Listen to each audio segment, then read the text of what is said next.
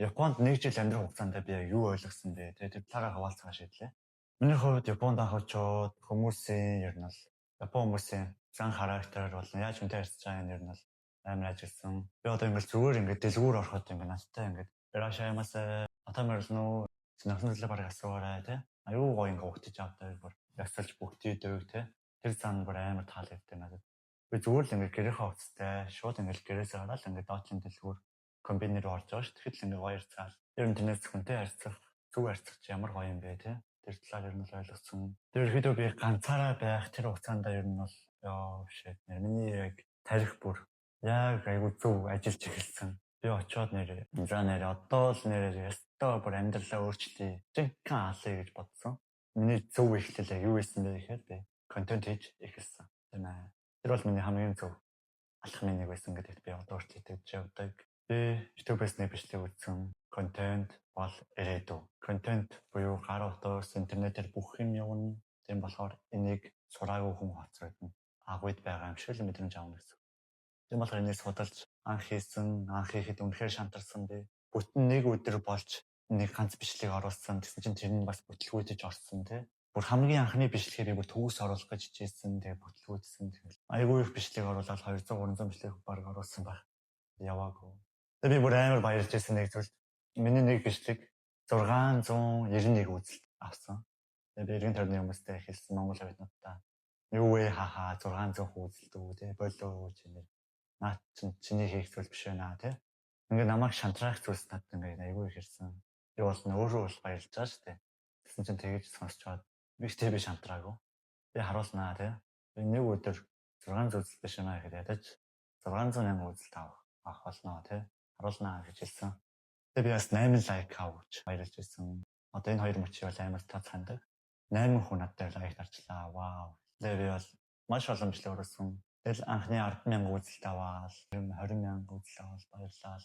Тэгэл өөртөө итгэлтэй болж эхэлт юм байна лээ. Тэгээ дагагч маань бүр нэг бичлэгнээс 5,000, 2,000, 3,000 дагагч орж ирээд тэгээ дагагч маань 3,000 болоо 5,000 болж өссөн. Тэгэл бүр амар баярлсан. Яа би болчихжээ. Одоо баг ингээд одолчтой юм байна да гэж бодсон.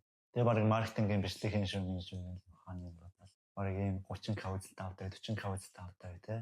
Тэрийг хэмээн бодсон. Тэгсэн чинь надад талбайдаагүй. Угаасаа стори миний стори хийм үзүүлээ. Намайг үзэх хүмүүс л биш өөр ямар том компани захирлууд маркетингийн менежер үзэхгүй шүү дээ. Тэрийг анх нэг аюу яажлаа. Хөөрж үлээ. Дүүлэн өсчихлээ. Анх тийм үзэлт аваад тийм дагагчтай болоод тэгээ би Монголд ирэхээр болсон 6 сарын 1-нд буюу 2024 оны 6 сарын 1-нд би Монголд ирж байсан. Тэгээ 6 сарын 1-нд би Монголд ирэхдээ 8,000 гаруй дагагчтай ирж байсан. Тэгээ тэр ирсэн маань бас зөв шийдвэр байх гэж би бас одоо боддог. Хэрвээ тоон цэцэгтэй байсан бол би тэр ингээд гацсан тэгээ царайгаа гаргахгүй. Зүгээр л ингээд царайгүй контент хийсэн би нэрээ. Зүгээр л фейслес зүгээр ингээд гадаадын дүрсэн дээр капшн бичээд эсвэл ингээд текст тэгж хийдэг байсан. Тэр одоо бол би царай гаргаад явж байна. Тойд 8 лайк 691 үзэлт авдаг байсан. Тэр залуу одоо 2 сая үзэлт, 1 сая үзэлт авч чаддаг болсон. 10,000 лайк, 20,000 лайк авч чаддаг болсон тий. Би нэг л зүйлийг хэлээ. Анх чамайг эхэлж байхад угаасаа хүн болгон шоолно. Харин үр дүн гаргасны чинь дараа хүн болгон буюу найзууд чинь чамайг дөөрэй гэсэн. Одоо чи жишээ нь фитнест явлаа гэхэд чи анх тарган байлаа. Хүмүүс чамаа шоолно. Чи ямар тарган юм бэ? Фитнес тарган явж ийн гэл шоолно тий. Тэгээ чи ингээ гоё битээ болц. Тарган байжгаад амар гоё бочонтэй гоё бит болц. Тэгээ найзууд нь чамайг тарган байж энэ турцсан юм уу? Аль мань нас явъя л да тий. Би бас ингээ дасгал хий. Турыг гоё битэн болчонтой болъё. Дөөрэй гэсэн. Тэдний тарих бол тэгж л ажилтдаг. Тийм болохоор та бити анх эхэлж байгаа бол битгий шантраарай. Найз нөхөд эргэн тойрон хинч вэ? Юу ч хийсэн зүр үргэлжлүүлж өөртөө итэг. Үр дүн үз. Би бас хүмүүс өөртөө итэг гэдэг хараас гайхдаг байсан гэсэн чи яг өөртөө итгэхэд явсан чи нэрээ одоо үр дүн гарч ирсэн. Хэрвээ би тухайд 8 лайк 600 үзэлт авчаа шантарсан байсан бол одоо ингээд бичлэг хийгээд суухгүй байх байсан. Тийм болохоор битгий шантраарай манайхаа. Just do it. Энэ зөвхөн контент дээр биш бүх зүйл дээр ярьж болно шүү манайхаа. Энэ концепц нь адилхан. Мистер Бист хүртэлтэй шүү дээ. Би ингээд 100-аас олон бичлэг оруулсан. Тэгээ тэр бичлэг маань ганцхан ч яваагүй, үзэлт аваагүй. Тэгтээ би шантраагүй үргэлжлүүлсэн. Тэгээ одоо би дэлхийн хамгийн их сабскрайбтай ютубер гэж хэлдэг. Яг тэрний үгтэй адилхан. Би бас яг мистер Бисттэй бас төстэй байсан. Бас нэлээд 100, 200, 300 бичлэг оруулсан яваагүй. Тэгэл сүүл рүү явж эхэлсэн.